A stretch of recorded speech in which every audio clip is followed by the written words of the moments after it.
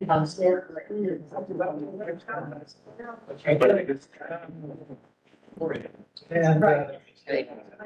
tested. Is that okay? Can you hear? All right. Excuse me, everybody. It is 6 o'clock. We're gonna start the presentation portion of our meeting tonight. So if people can take a seat. All right, so good evening, everybody. I want to thank everybody for participating and attending either in person here in the room or online. My name is Kathleen Sloan. I am the Senior Siting Analyst for the Oregon Department of Energy that has been assigned to this project. And I am the primary contact person in the future for the Department of Energy on this project.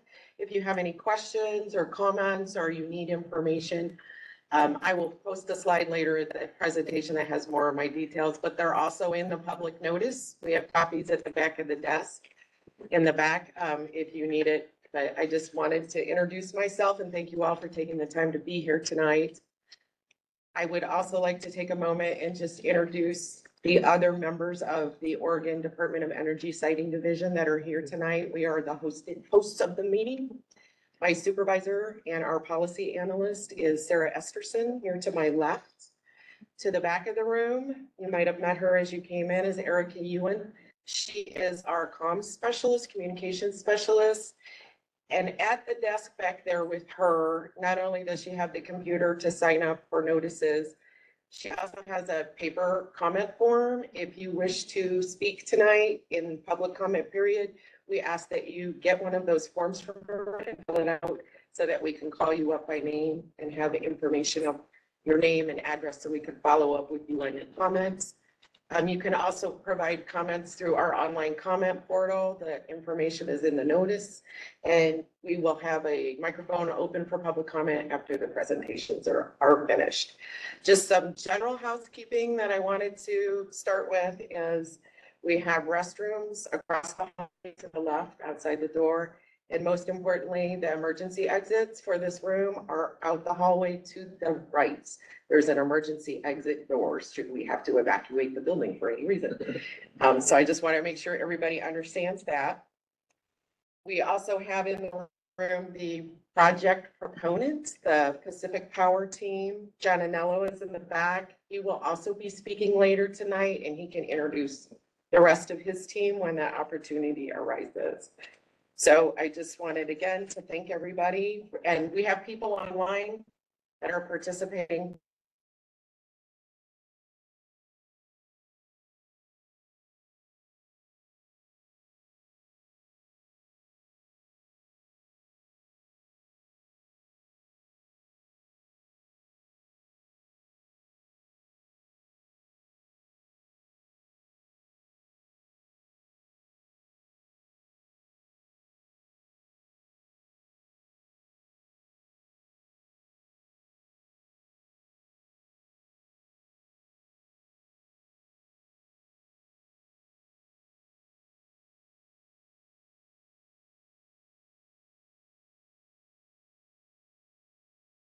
That this meeting is for the public. It is to engage the public. It is to provide you with information on a notice of intent from Pacific Power to apply for a site certificate. They have not submitted an application yet. This is the initial stage. And so a part of our process for the siting division is we hold a public informational meeting in the area affected by the proposed project. And that's why we are here from the Department of Energy. And this is our meeting. We're hosting it for our process. Pacific Power here is here as the applicant, the project proponent, as a part of the requirements of our notice of intent process. So when we get to the presentation part, we will present, Sarah and I, on the energy facility siting process, the siting process that a state certificate that falls in our jurisdiction goes through. And then we'll hand it over to the applicant who will give you more information on the proposed project. And then we'll have the Q&A and comment period. So like I said, this is an informational meeting. It's to give you an opportunity to get information and give us feedback. And also we're asking that you can hold your comments and your questions until the comment period. It's important that everybody be respectful. So we just ask that people speak with respect and behave accordingly.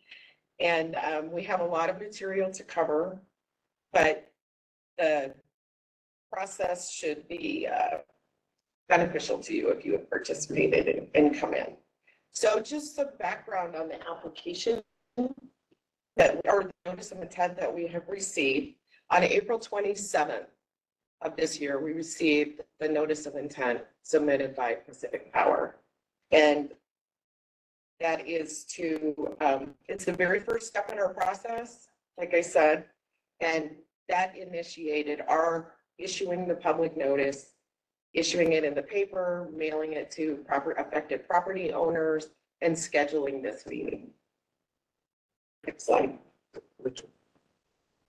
So I want to give you a little brief overview about the Energy Facility Siting Program and the Energy Facility Siting Council. The Energy Facility Siting Council are the decision makers over site certificates that fall under their jurisdiction. They are a 7-person body. They are appointed by the governor and confirmed by the state senate. They represent a diverse array of areas and backgrounds. We currently have 7 members, or all the positions are filled, and they are the deciders on anything that falls in their jurisdiction that has to go through our process. We, Sarah and I, and Nancy Hatch, who's also here as our administrative assistant, and Erica, we work for the Department of Energy, and we work in the siting division, and we are the technical support staff to the Energy Facility Siting Council. So we're charged with doing environmental review. We're an evidentiary-based process, so applicants and proponents of projects that have to get a site certificate from the state have to feed information to us that we have to analyze and review, and we make recommendations to our council based on those findings. So there are 16 general standards of review that I'll get to in another slide. And we're a consolidated process, so it allows an applicant to kind of funnel all of their other requirements for permits. And the idea is to reduce redundancies in the permitting process. And a site certificate from the Siting Council is ultimately a permit. It's a permit to site an energy facility based upon their decision. Next slide. So what types of facilities fall under the FSEC siting process? It needs to be a state jurisdictional energy facility that meets the definition under our Oregon statutes 469-300, subpart 11. And these are a list of the types of facilities that fall under jurisdiction. So we've highlighted that this is a high voltage transmission line, and that is an energy facility that has fallen under council jurisdiction. Next slide. So a little bit more about the transmission line. In order for it to require a site certificate from our council, it has to check these 3 boxes. It needs to be greater than 10 miles in length. It needs to be greater or equal to 230 kilovolt capacity, and it needs to cross more than one jurisdiction. And because this proposed transmission line checks all 3 boxes, it requires that the applicant, the proponent, get a site certificate from the state through the Energy Facility Siting Council. Next slide. So as I mentioned earlier, we have standards of review that we, as the siting division, have to evaluate every proposal that comes to us to make sure that the applicant or the proponent has the ability to meet the requirements of each of these standards. So we have 16 standards. There are some that are specific to transmission lines. And we, as the siting division staff, this is a lot of what we do, is we put these projects through this evidentiary review process to confirm whether or not these proposed projects can actually meet these standards. And then we make recommendations to council. The burden of proof to show whether or not your project meets and all of these 16 standards is the applicant's burden of proof. So they need to submit to us adequate and sufficient information that would demonstrate that they have done their adequate environmental review and planning to design a project that can meet these standards. And since we're in the notice of intent stage, we're really seeking input that from the public on anything that you might want to provide based upon the information that we have right now. But there's more to our process, and it's really important to understand we're at step one. We're at the notice of intent stage. Next slide. So this graphic I think is really helpful because it shows our process like in a schematic. And as the red box will show you, we're at the beginning, we're at the notice of intent phase. And one of the things that I really wanted to highlight is the boxes in green are every phase of our project, a process that really provide for and encourage public participation and input. So at the notice of intent stage, you have an opportunity to provide input. If the applicant decides or the proponent decides to submit a full application for a site certificate, you will again have an opportunity to provide input and comment where we encourage public participation in our process. It's very important to our council because it helps inform them and they are the ultimate deciders. It helps them make a good decision. So in this scheme, we have basically 7 steps, and I'm going to go through them really quickly. But after a notice of intent is issued, we hold a public meeting. We provide a comment period on that notice of intent with the information that was included in it. And we have a comment period. That comment period for this notice of intent is open until July 7th. So you can comment anytime on the notice of intent up until that time. And we take all the information that we get from input at the notice of intent phase from our reviewing agencies. We have to coordinate with tribes and other state agencies who review the proposal as well and give us comments back on what they think about it. We compile all that information and we issue a project order. And then that project order is basically a punch list of the requirements for the project proponent that they have to include in their application, should they choose to submit an application. They will submit a preliminary application. And in that review, the department will go through and make sure that it's complete and that it has sufficient information to determine whether or not each of these standards are met. And there's a little back and forth that goes between us and the applicant to get it to what we call completeness. Once we have a complete application, we issue another notice, we post it on the website. And again, there's a public comment period on the formal application. We will then review all that information and prepare what is called a draft proposed order. And that is a fairly technical document that summarizes each of those 16 standards I mentioned and our evaluation of that. And we give recommendations to our council of whether or not we think that there are either conditions that need to be prescriptive kind of conditions to meet the standard, or if the standard has been met. But there are recommendations, and we take that to our council. The council reviews it. We have a public hearing, and when we have the public hearing, we'll be back down here to have it. And we take all of that comment from our council, from the public, from the reviewing agencies, and we have to basically issue a revised document, which is a proposed order. And then that proposed order, the intent is that it combines all of this information, makes a final kind of recommendation to our council, and then it goes back to our council to consider. At the time that we issue the draft proposed order, or the proposed order, we also issue a notice of contested case. And that means if party wants to contest the findings of that proposed order, they can request a contested case. If there is no contested case, we will we'll take that proposed order to our council and recommend that they consider it and adopt it as a final order. The council has not made a decision until that they make a decision on the final order. So a lot of the work that the siting division does is to go through all of that information, compile it, make those recommendations, answer those questions that come back, work through the contested case process if we have one, and then council will ultimately make the decision and just, up or down of whether or not to grant a site certificate for a facility in the state of Oregon. So a notice of intent is valid for 2 years. So the applicant has 2 years to decide whether they're actually going to proceed and submit an application. Sometimes they do, sometimes they don't.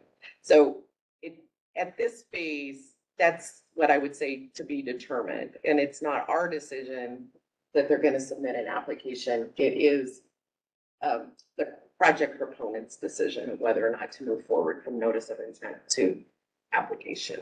And at this point, I am going to stop talking. I'm going to turn it over to Sarah Esterson, who's going to speak more to our process, a little more about what we do and how we do it. And then I'll come back and open up the Q&A at a certain point.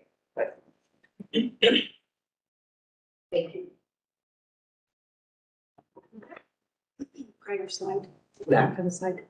Good evening. Again, my name is Sarah Esterson. I'm the Senior Policy Advisor with the Siting Division, and we're very happy to be here. As Kate said, thank you very much for taking the time to come and join us tonight. On this slide is the 7 process step siting process for an energy facility to seek review and approval or denial of a site certificate. And I just wanted to highlight that, notwithstanding the 2-year time frame that an applicant has after they submit a notice of intent to actually decide if they're going to submit an application, generally the process could be 3 to 5 years to go through the whole thing before you actually have a permit. And then it could be 2 to 3 years before it goes into construction. So this is a long, detailed review that we're going through here. So I'm just going to cover a couple of topics. If you would go to the next slide, please. Our permitting process requires the department to seek comments and technical input from state, local, and tribal governments.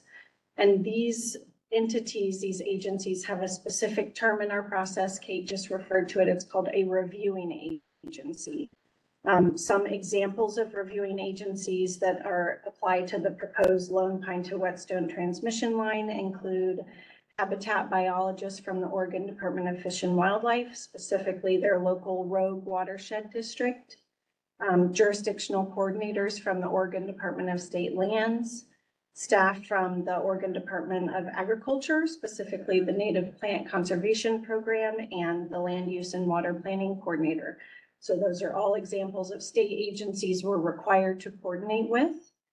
Tribal governments include contacts from tribal councils and cultural and resource departments. So for this proposed project, the tribal governments include Cow Creek Band of Umpqua Indians, the Confederated Tribes of Siletz, and the Confederated Tribes of Grand Ronde. So during the notice of intent phase, which as Kate mentioned, that's the phase that we're in for this project. That's why we're here today. We prepare a contact list of state, local, and tribal government agencies, and then we prepare formal letters and we send them and we say, help us understand what are the applicable regulatory requirements, help us understand the resources that you're aware of, identify permits, statutes, rules, ordinances, anything you think that applies, that you have expertise or jurisdiction of. Please help us and identify those things so that we can incorporate that into the review, specifically a document called the project order. And then that sets the stage for the next step. There are several more milestones that we showed on the prior slide that require that department staff seek review and input from these reviewing agencies. This is the first step. So we also have a unique term in our process called a special advisory group, and that applies to the local governing body within which the project is proposed to be located. Those entities, they're called special advisory groups, and this applies. This is a designation that our council applies and appoints to these entities, and then it applies for the life of the facility and future changes. So the role of a special advisory group is unique. We ask them to identify the applicable land use permitting requirements for the proposed facility. So an applicable permitting requirement is based on the use, the proposed use of the energy facility and the zone, and then the requirements that apply to that proposed use in the proposed zone. And then those are the requirements that are established in a local government, local zoning and comprehensive planning documents. So for this project, the Special Advisory Group, we call it a SAG, but I'll try not to use acronyms at this stage, are the City of Medford City Council and the Jackson County Board of Commissioners. Those have both been identified and appointed by the Energy Facility Siting Council. As Kate mentioned, the notice of intent for this project was received on April 27th. The notice of intent is a physical document. It includes data and maps that are based on rule requirements. We do have it available on the website and a copy here if you'd like to look at that. But so we sent formal letters to the reviewing agencies and to the special advisory groups asking for input on the notice of intent materials that we will then be able to consider in the future phases. So right now we're kind of in the middle of the review and comment period. We are continuing our outreach efforts with all of the reviewing agencies and the 2 special advisory groups. And we want to make sure that these entities understand what we're asking of them and that they understand the project and that their opportunities. Just so you know, our process does allow for reimbursement for these other agencies. Just want to make sure everybody knows we offer support in the complicated requests that we ask of these entities, financial support. Next slide, please.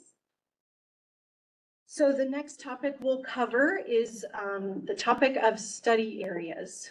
So in a notice of intent, an applicant is required to identify resources within a specific distance from the boundary of their proposed facility. These are called study areas. I wanted to note another important term in our process. It's a site boundary. I'm sure you've heard it here tonight and on the maps.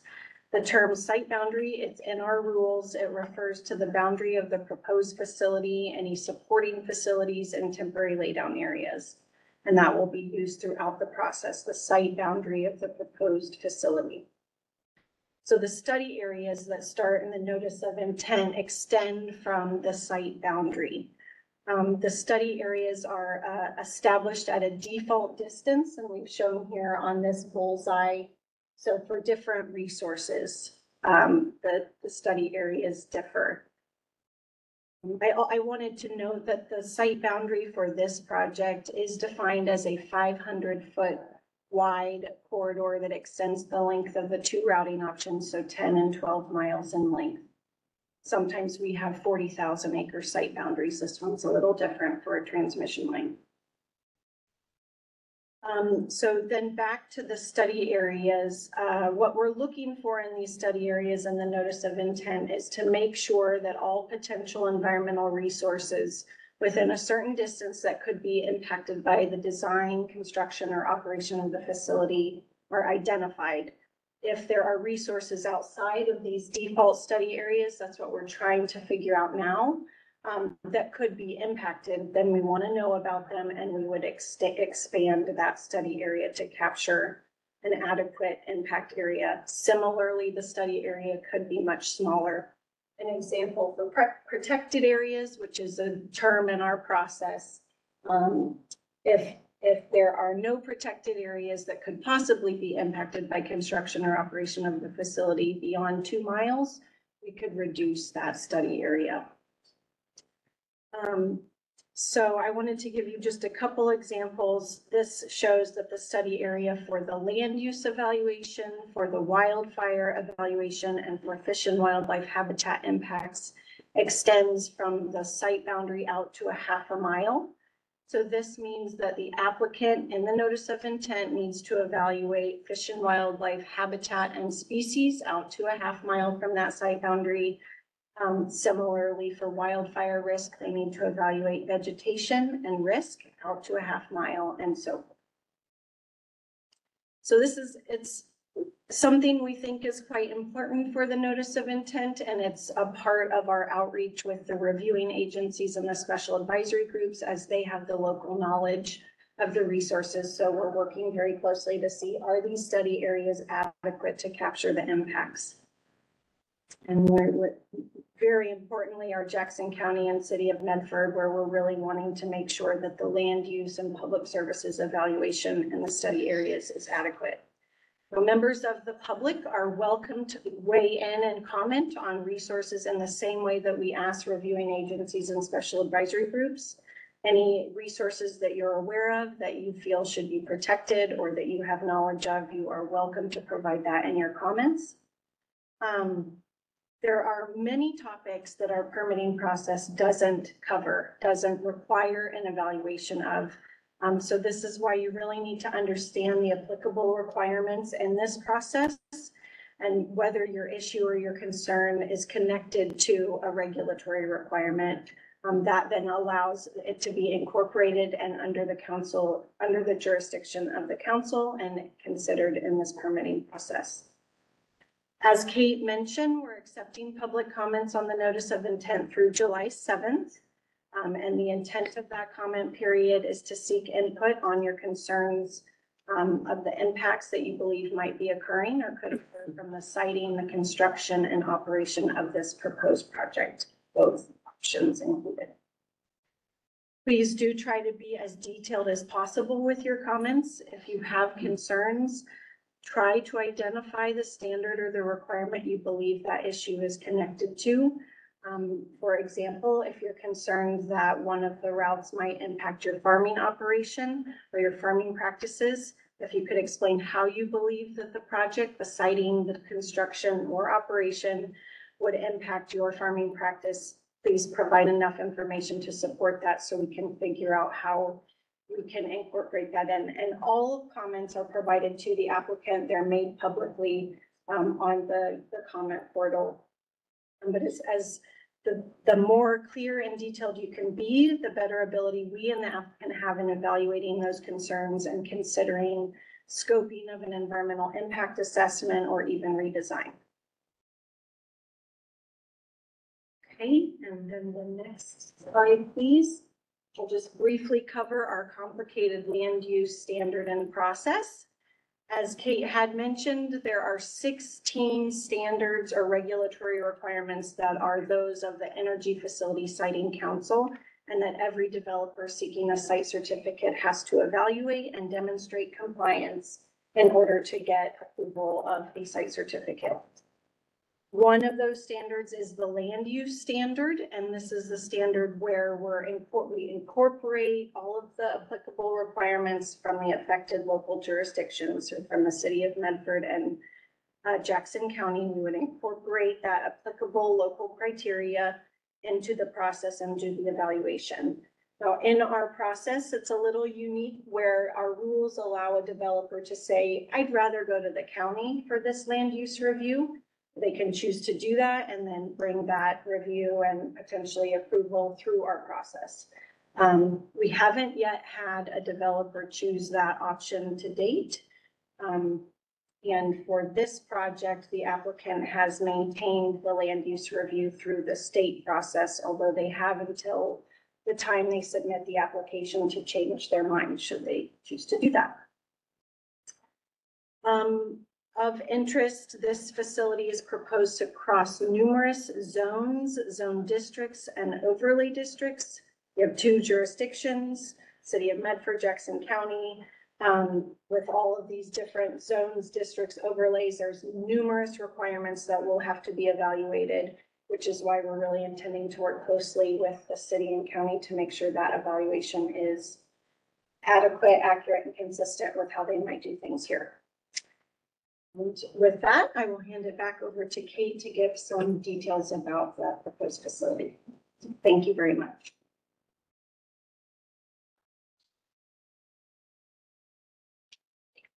So I have a couple more slides, and then I am going to turn it over to the project proponent.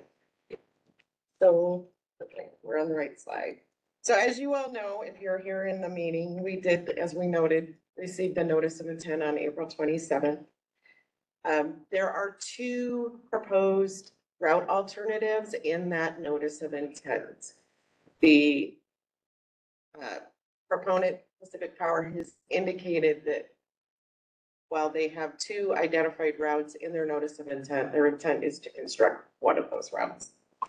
So we have the west alternative, which is approximately 10 miles long, and an east alternative, which is approximately 12.1 miles long. Next slide. And you may be familiar with this map, and we do realize that due to the size of the format and also trying to incorporate 12 miles in a graphic is difficult on the detail level. But the orange line is the west alternative route, and the purple line is the east alternative route. As you can see, one is closer to the city of Medford. The other one is closer to what is the community of White City.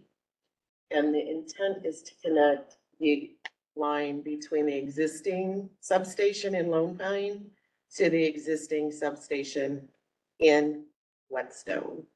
And it's a 230 kV proposed line, which again is part of the reason why it falls into our review and jurisdiction by our council. Next slide. So we have two identified routes. Those proposed corridors are subject to change. Part of the public comment process and the scoping that the applicant is doing is to inform their final decision and determination of what those corridors might be. If they decide to move forward and submit an application, they can submit a modified route.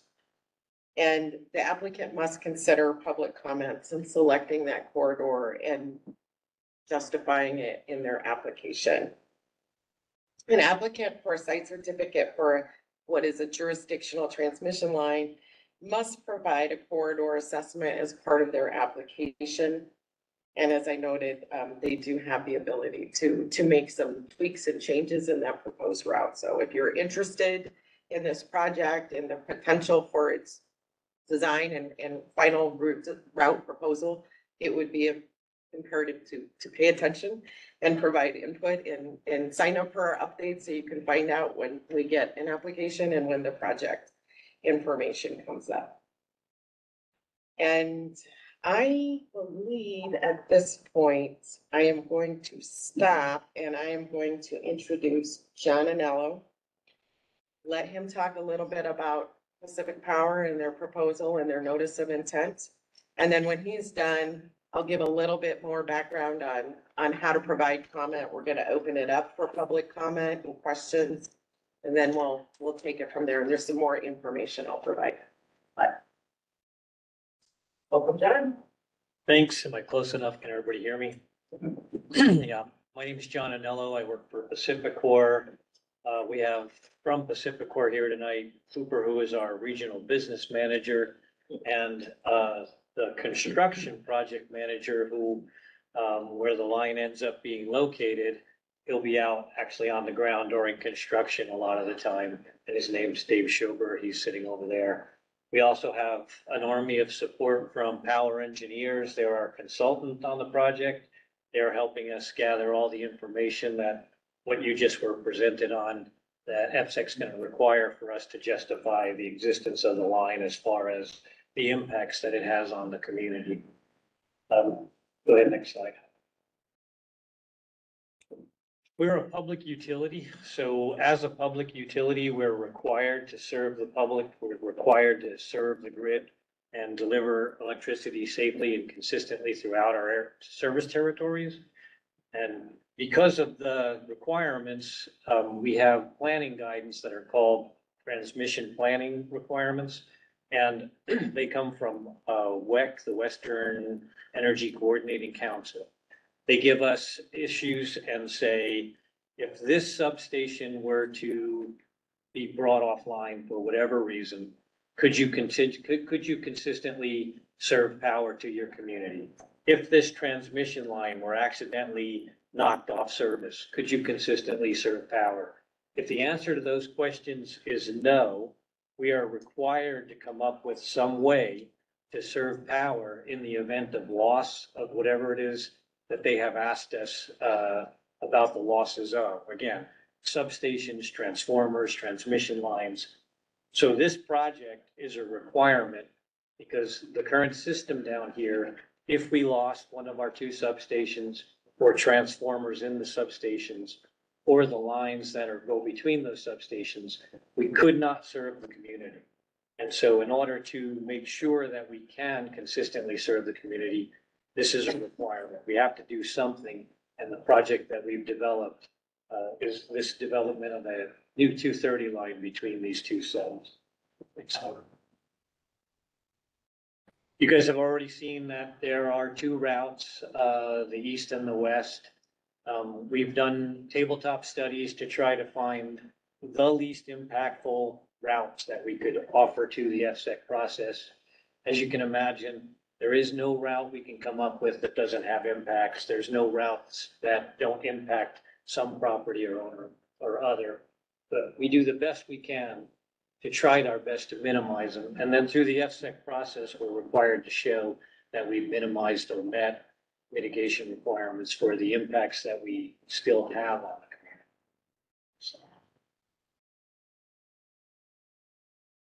This is just a quick slide in case people are interested. Again, our power is from the generator through the transmission lines. It'll come through transmission substations and get dropped down in voltages that go down to the community. You'll have substations that are in your neighborhoods. They drop the power further down and they run on distribution lines to your home.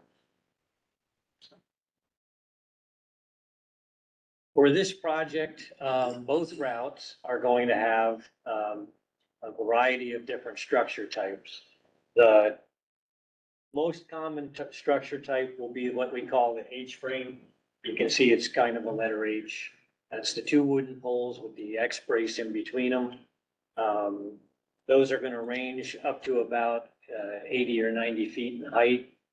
We have monopole structures, and what we have a representation of is a monopole that has only one set of lines on it. There is a section on the eastern route that is called a double circuit. The double circuit is going to be so there's an existing 115 kV line out there. That line will be removed and replaced with a line that has 115 kV on one side of the structure and 230 kV on the other side. So that structure will be a single pole, but there'll be 6 wires on it instead of 3.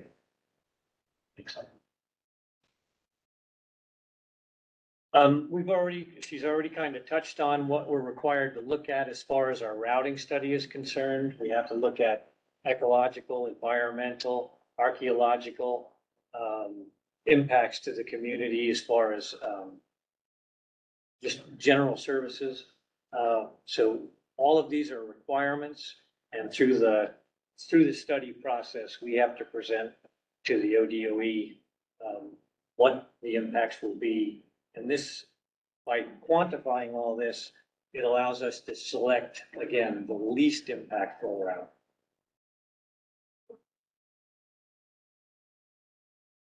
So again, this is just more deep information on routing studies. It's similar information. It's just trying to inform you that we do try to take into account everything that we possibly can. Again, FSEC requires it. So all of this has to be studied. All of this becomes part of your public review, and all of this is open to your public comment. The alternate routes, again, the eastern route is going around. We're trying to follow a more rural path along more of the roadways. Foothills Road is one of the roads we're going to follow as much as we can. It avoids the community down there near Lone Pine, down towards the south. The western route is a more direct route. It's going to go through more of the cities. Clearly, you can see that that's going to have kind of a greater impact on the residential community. Again, though, I just want to make sure you understand that is considered, and that's why we're glad you're here. And that's why some of you I talked to said you really do need to make these comments and make it heard that there are preferred routes as far as those impacts, because your properties matter, you matter, and it's important for you to say that out publicly. This is the permits that are gonna be required are multiple, and as was pointed out to you, generally speaking, this process is a 3 to 5 year process, or it can be. Can you, the next slide? I just Sorry, We, did I go back one? no, there it is. There we go. Clearly, our process or our desired timeframes are not in line with a 3 to 5 year timeframe. Process is gonna take the time it takes. It won't be rushed. FSEC won't let us. Our goal is to be in construction in 25. When these planning criteria that I mentioned earlier are generated, the need is immediate. So what you may not see a loss of power to your homes, you may not see brownouts, you may not see problems or complications, and they may never occur. But the reality is, according to what we're required to provide power by, if there's any situation that doesn't allow us to serve power, that's an immediate problem. And so technically, we are in, I can't stand that word. We are in an immediate need for another line to ensure that the redundancy exists, so that if a transformer or a substation or a transmission line are lost, we can continue to serve power to the community. And that's why our goals are a little bit more aggressive than typical. But I believe that we have a good project team and that we can get through a lot of the studies, and we can satisfy a lot of the requirements and hopefully get close to our goals. Okay.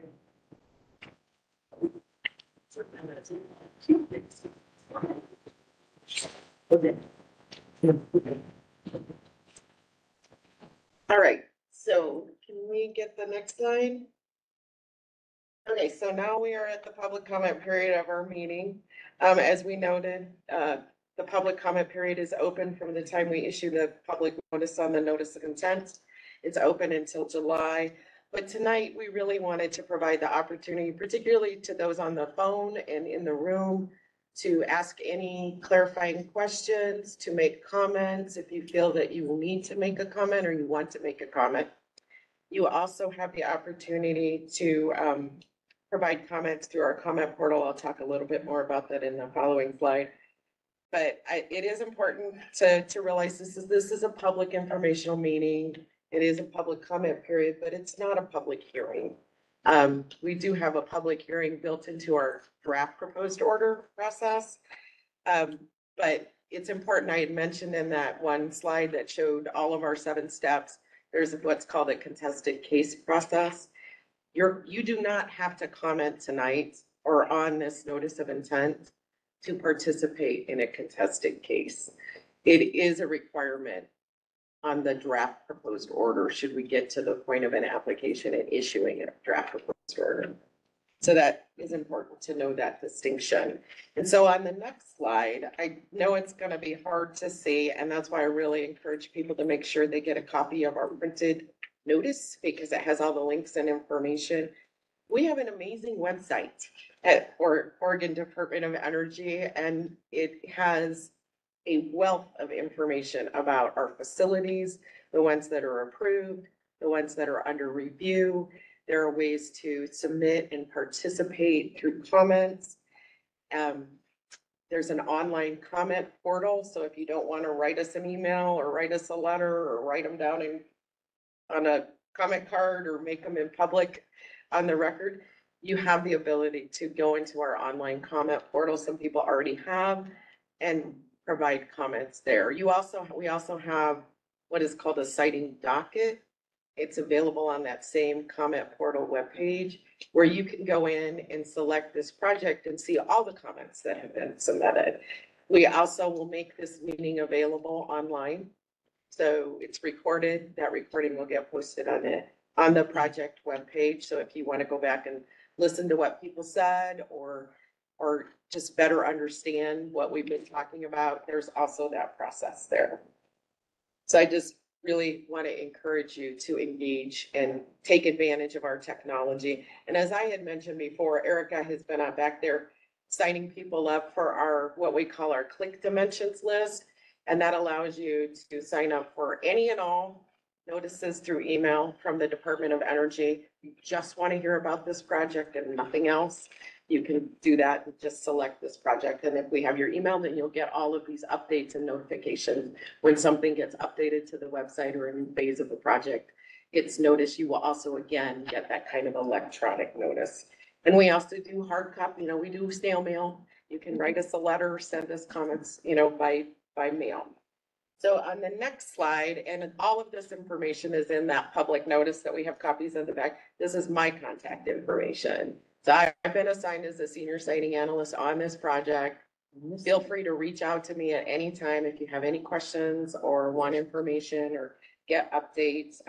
My contact information is there and I'm here to answer questions or get answers to your questions. And so now we're gonna open it up for Q&A. If you do want to if you're in the room and you do want to make a statement or a comment, we do ask that you fill out one of the comment cards. And that's basically so we have that information. If you just want to ask questions, you don't really want to make a comment on the record, that's fine. We do ask that you state your name so that we can have that on the recording of knowing who's made it, so we can follow up and respond to you. And then we're gonna open it up for people in the room. And then we're gonna open it up for people on the webinar and open it up for people on the phone. There's multiple ways people can participate in this meeting, and Nancy will help cue that up when people are prepared. So if you go to the next slide, this is really for the people that are on the phone or participating through the webinar. Oh, that slide is not there. I wanted the, let me find it. Right there. Okay. On how to comment? Yes. To do it on the phone. Okay. So this slide, we're just gonna leave up so that the people that are participating on the webinar or the phone can see how they can raise their hand and ask to get called on. If you are interested in making a comment and you're on the webinar or on the phone, please follow the instructions in this slide and then Nancy will call on you when it is time. But at this point, I would just like to open it up and see if people have any questions or comments, or if there are comment cards for people, we can call on you. But if you haven't filled out one of these cards, I don't want to stop you from asking questions. So I think what I'll do is I'll just start with these forms that we have right now, and then we'll see if there's any other information or questions that people have. But I have a Brian Millard. Is Brian in the room?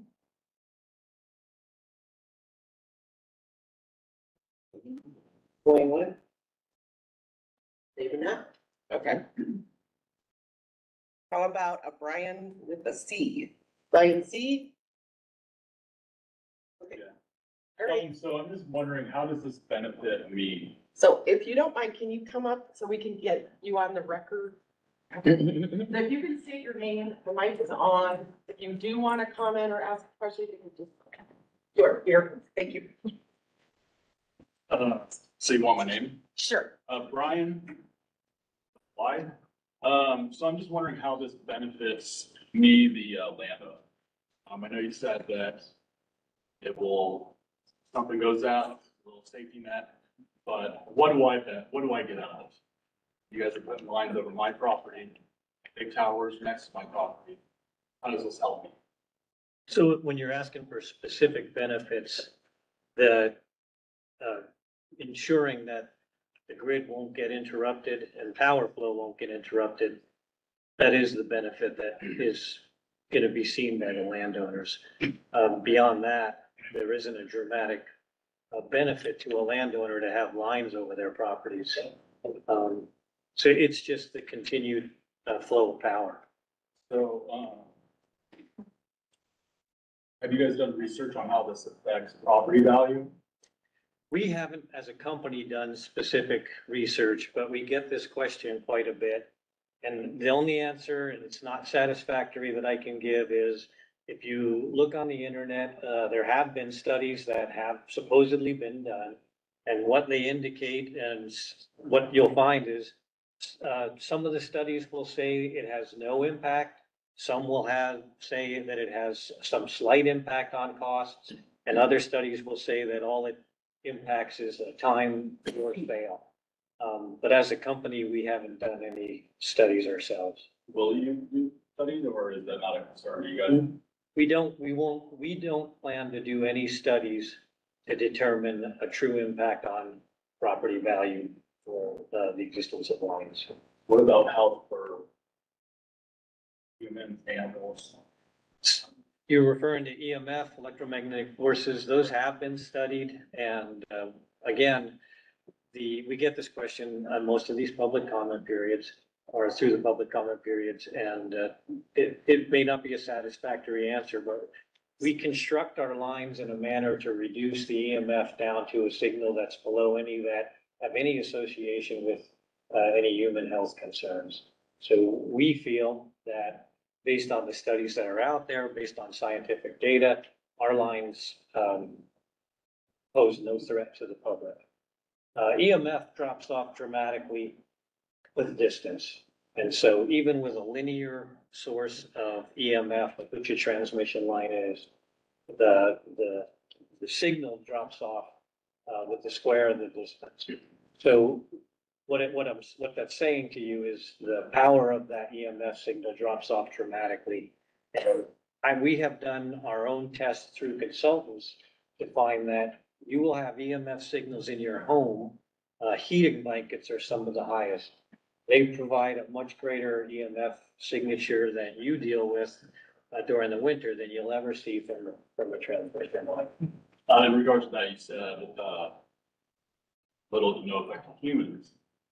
Is that just a mistake? Because we have animals, we have cattle, sheep, goats, chickens. There's no effects to any life. I mean, animal, human. None effect? No effects no dangerous effects.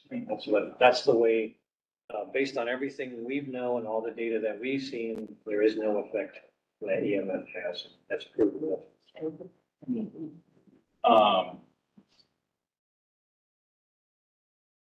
You guys look into fire danger? Yes. Fire winds? Yes, all of that has to be considered.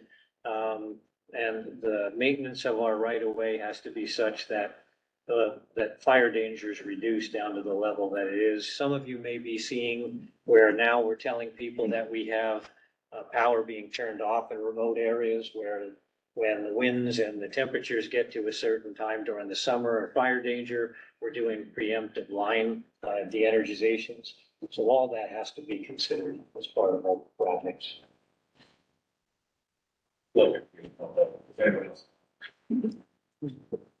You can keep going.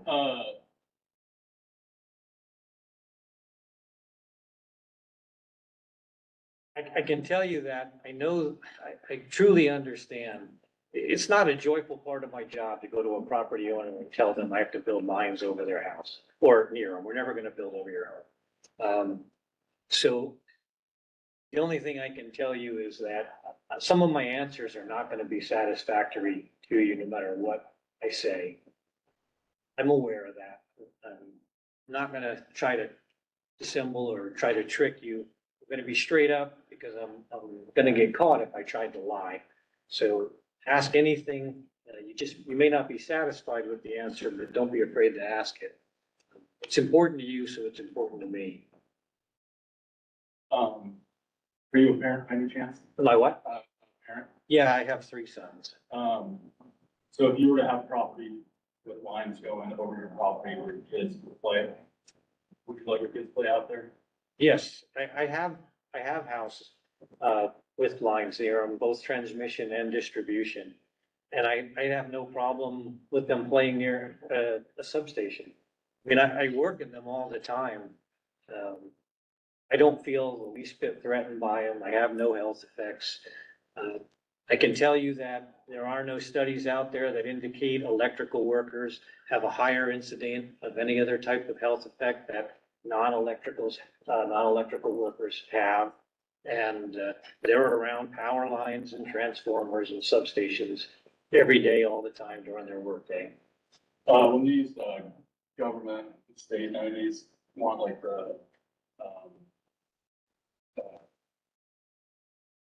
Oregon Fish and Wildlife, whatever, but, are they just gonna come onto our property and do surveys, or are they gonna contact us ahead of time? How do you guys go about? We're notifying, some of you may have already been being notified about some surveys that have been going on.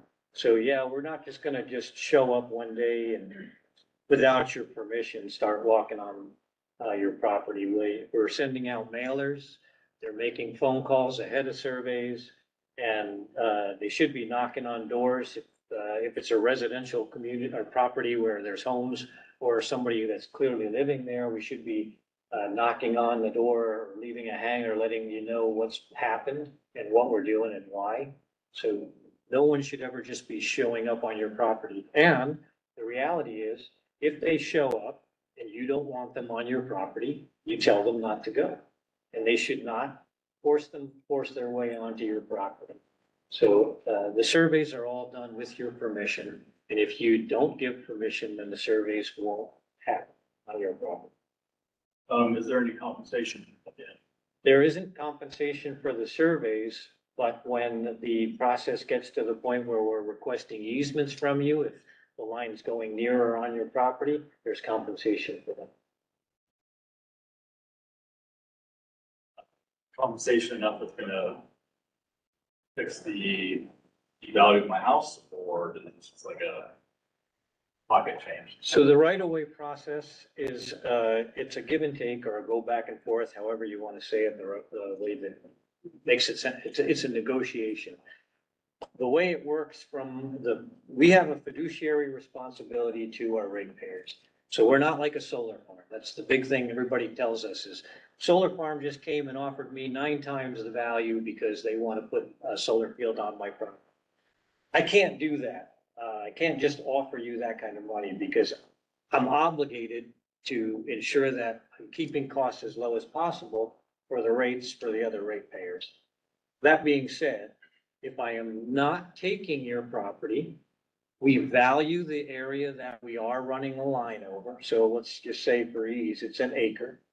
And we're just running a line on your property that's an acre in length. And the value of your property is $100 an acre.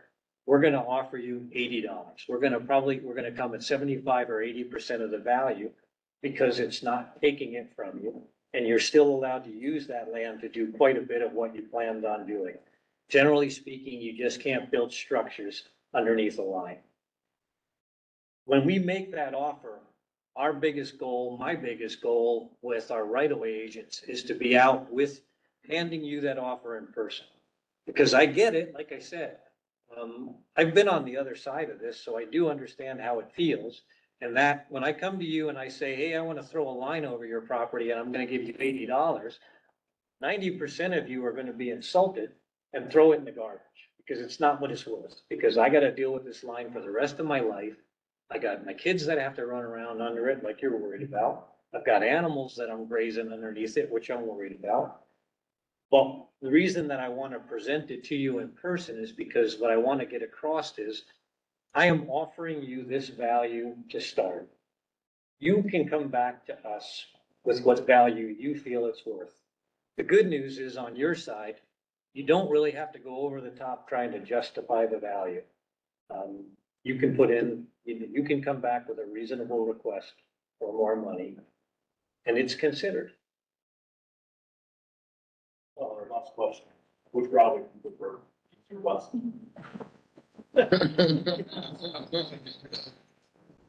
The east. The one away from the center of the city. Thank you for your honesty. Sure. Well done. Thank you. Thank you for your comments and your questions. Yes.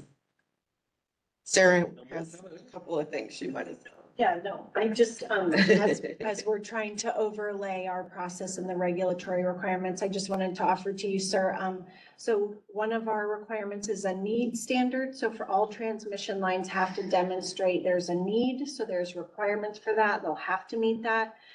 We also our council just adopted a wildfire mitigation rule. So they'll have to evaluate risk in the area of the line and have a wildfire mitigation plan. For a PUC regulated facility, it will likely be a PUC reviewed and approved plan, but we have requirements that you can kind of track and follow to understand how that risk will be evaluated and mitigated long-term. I know what you asked for, but if you have any questions, because it's a good way to track and follow and press and make sure that those requirements are evaluated as best they can. And so if you have any questions about those citations, you can email Kate and she'll get you those. Okay, so I have another commenter, Les. Sorry, I can't read your Me, last. free. Krieg, okay. Yeah.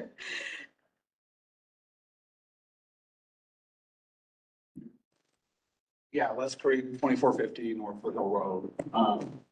First of all, thank you for being here. ODE, thank you for being here. It's very informative.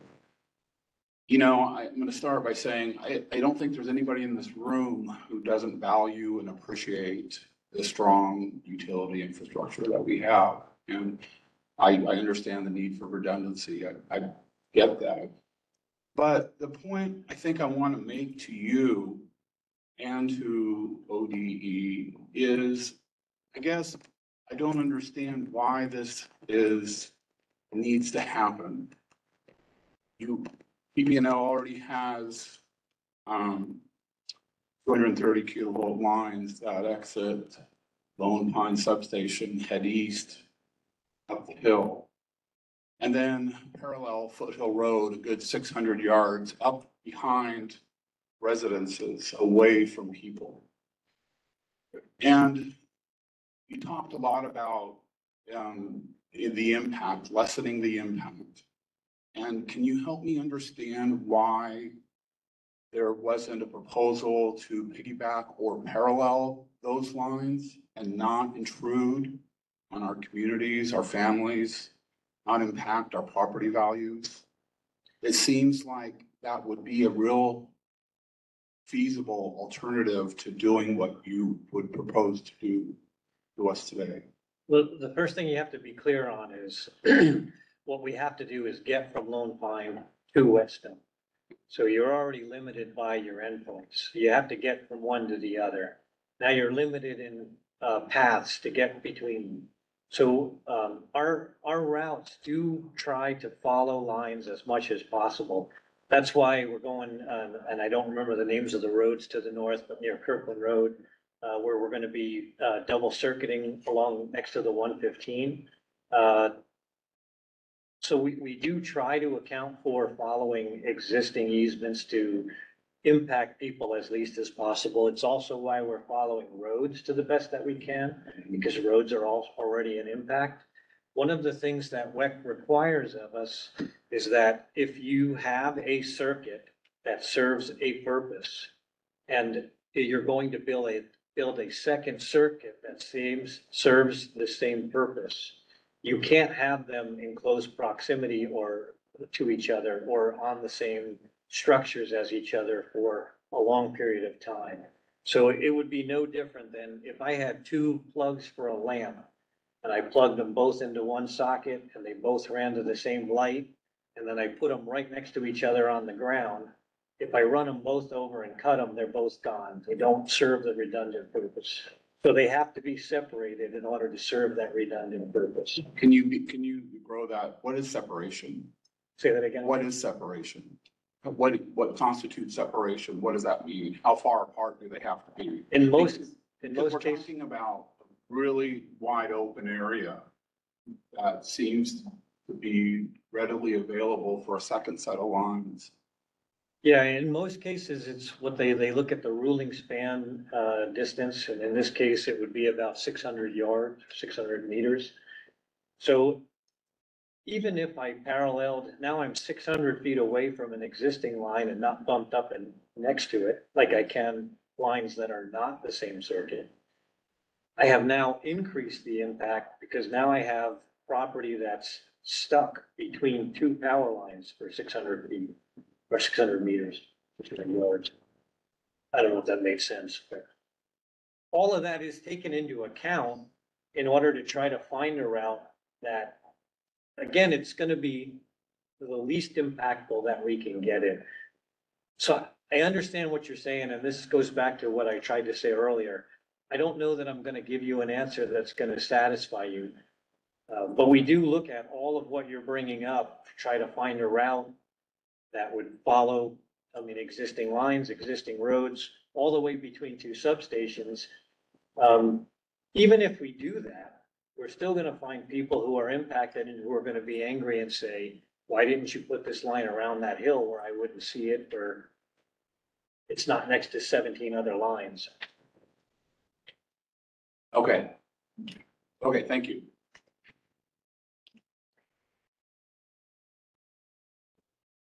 Okay, so I did want to at least try one more time. Brian Millard in the room? Okay, he's not in the room. All right.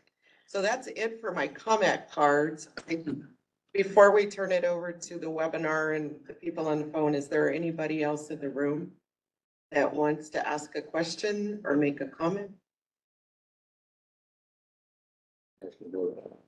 There's no one on the phone? No one with their hand raised, but let's go ahead and read that. Do you want to read it? Okay.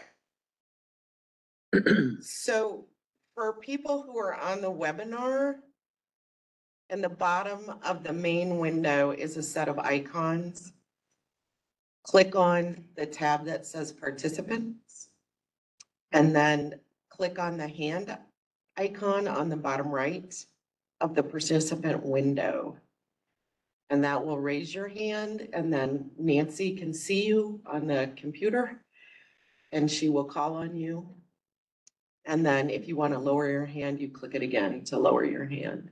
So for people on the webinar, if you're interested in asking a question or making a comment, please follow those instructions to raise your hand. We're going to give you a minute just to see.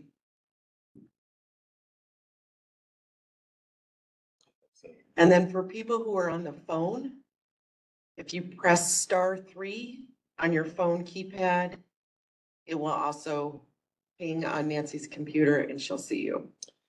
We actually have Ann Byer. Ann has a question. Okay, Ann Byer is on the webinar. Hello, So, Ann. We can hear you. okay, this is Ann Byer. I am a fairly new member of the Energy Facility Siting Council. I wanted to take time to thank the Department of Energy staff for their presentation, as well as Pacific Corps. And thanks to all the people who are sitting in on this presentation. I just want to encourage you to stick with the process. I understand that it's long, but there are many opportunities for public comment. And I know that I and the other council members really take your concerns and your comments into consideration. I think a really good example of that is on the new wildfire standard, where the council did just adopt a new standard to address concerns that we had heard about from the public. So thank you all for your participation, and stick with this because you have valid points that you're raising. Thank you. And Nancy, you can remute me. Thank you, Ann. Thank you, Councilmember Byer. Is there anybody else, Nancy, that has their hand up? No, I do not have any others. Do we have any *3s on the phone? No, ma'am. Okay, Question, but I don't want to go there. that's fine. What you had said regarding, studies show the properties are not really affected so many feet out or whatever. Are you willing to put that in writing? I'm not sure, are you talking about EMF or monetary? Yeah, Yeah, the EMF, that is scientific data. I mean, you can measure it, you can So- measure the fields. so then why do property values plummet? In, Perception. yeah, perception, well, yeah, perception, but if we could, where can we give them information? I mean, our realtors and stuff, if we want to give them information, if you're gonna sell a piece of property, they ought to be at least, we're knowledgeable, have something that can show a prospective buyer. So the only study that I have ever personally read, which was done by the real estate community, it indicated there was no cost impact on houses because of the existing utilities. Where can we find that? I will have to go try and find it again. It's been a very long time, but what it did conclude is that what you might find is that a home near a line might take longer to sell than a home not near a line, or a home near a substation might take longer to sell than a home not near a substation. Time can be valued as money, but as far as what this particular real estate study indicated is, if a home's worth $100,000 here, it's worth $100,000 there. It just might take longer to get it. That's the only one I've ever personally read, and it's been a while since I've read it. I haven't. But you don't know where to find it. I'll have to go back and search, but if you put a comment in or leave your name, I will try to find it for you. I spoke to an MAI appraiser and he said the opposite of what you just said. Yeah. Which is what I said earlier, though, too. You get on the internet, you're gonna find 6 studies that say it's this and 6 that say it's the other. Well, I didn't go on there. I spoke to a MAI realtor in Gold Hill, the opposite of what you said. Again, though, you're gonna find opinions that vary across the So who do board. we believe? I'm sorry? Who do we trust? Well, You guys so, fight and over our properties though. some of these questions are just, they're tough, and I can't give you an answer that is gonna satisfy you. I'm telling you what I believe, I'm telling you what the company believes. Who you want to accept as what the real impact is gonna be, that's gonna be up to you. I would if we come to you for an easement, I would be unafraid to factor that in to a request for compensation. The goal through that compensation is also, and again, I say it this way intentionally, at the end, you will feel less angry at us if we compensate you appropriately. But if I put a line near your property, I've never had anyone say thank you.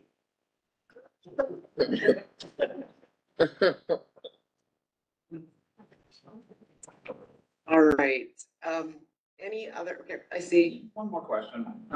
You mentioned that there's a small section of residents on Foothill Road that already have I don't know if it's 20 or 30, or you're both transmission lines, then stacked on top, or single pole. Will those go away at all if, not the transmission lines, but the high power lines go away? If the east drought? No, this doesn't replace a line. This is needed in addition. So if there's a section of transmission line that is like the one that goes near Kirkland Road near the north, we would double circuit it. You would see single set of poles with 2 sets of 3 wires or 6 wires. Or it will be on the other side of the road from the existing, the existing ones. Potentially see 2 sets of lines. Potentially, depending on the location, that is a potential, yes. And you do see that a lot, especially in urban areas. In residential, we do the best we can to avoid it. Kind of going back to our conversation earlier, we're trying to find routes. So we have conflicting requirements as well. Some of the agencies, like if this was a federal permitting process, they actually require us to push it as close to existing lines as, and keep it away from impacting pristine areas. Where landowners who are impacted more negatively by numerous lines are gonna ask us to push the lines further away and go where nobody's been bothered yet. So I'm sorry, I'm just confused, because earlier when I asked my question about running a second set of lines parallel or piggyback existing lines, you told me that there had to be this great distance between the lines. Now you're telling me, in this case, it's okay to put two sets of lines really close to each other. Remember what I said though, they have to be on the same circuit. So if I have a 115 kV line, I can put it right next to a 230 kV line. They are not on the same circuit. They are not safe. They are not serving the same loads and recipients. You have to have two lines running from Lone Pine to Whetstone have to be separated. But if I have a 230 line that runs from Lone Pine to, somebody brought up Roxy Ann earlier, that's a different circuit than a line between Lone Pine and Whetstone. So that's what you have to keep in mind, is what circuit are these serving? If it's the same, they have to be segregated. If it's different, they can be next to each other. Well, what I suggested was having different, the redundant system would be a different circuited line, correct? No. No, it's redundancy of the same circuit. Because if it's two different circuits, then the loss of something, a line or a transformer or a substation, it doesn't impact the other circuit. So making the other circuit more robust does nothing to help the circuit that we're worried about. Hopefully I'm making sense. Can you comment at all on the lawsuit with Pacific Power and the, I think it's 2 billion lawsuit for the fires that were up in Multnomah County area? That's way above me. I have nothing to do with that. But fires can happen. Absolutely. And as has been pointed out, we're required to consider it and how to minimize the potential of it through our construction and our siting. Is that why, you know how the fires have affected us down here, right? I'm sorry? How fires have affected us down here, like you're aware of that, the kind of PTSD of, you know, knowing that there's been fires down here, that these lines can and have caused fires in the past. Yeah, I'm not disputing that, but I can't speak to it in detail. I'm sorry, you was.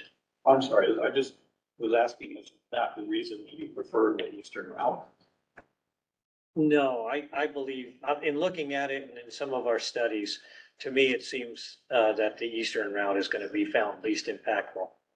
But it, you know, that's pre-decisional and I'm not making any choices, but it's just off the cuff looking at it. It seems, it would not shock me to find out that that's the way it falls out.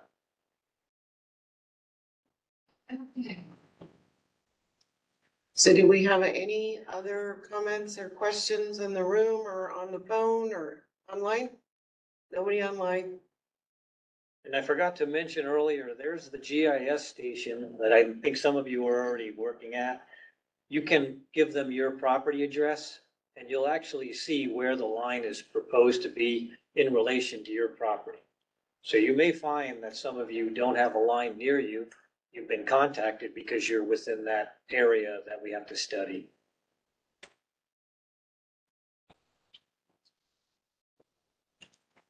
Okay, well, I think at this point, we're going to adjourn our meeting if there's no further questions or comments. But I do want to thank Pacific Power and Power Engineers for being here. Really want to thank the members of the public that have come to attend. And if you haven't signed up for our notices, please chat with Erica before you leave and she'll get you signed up in the back of the room. But thank you.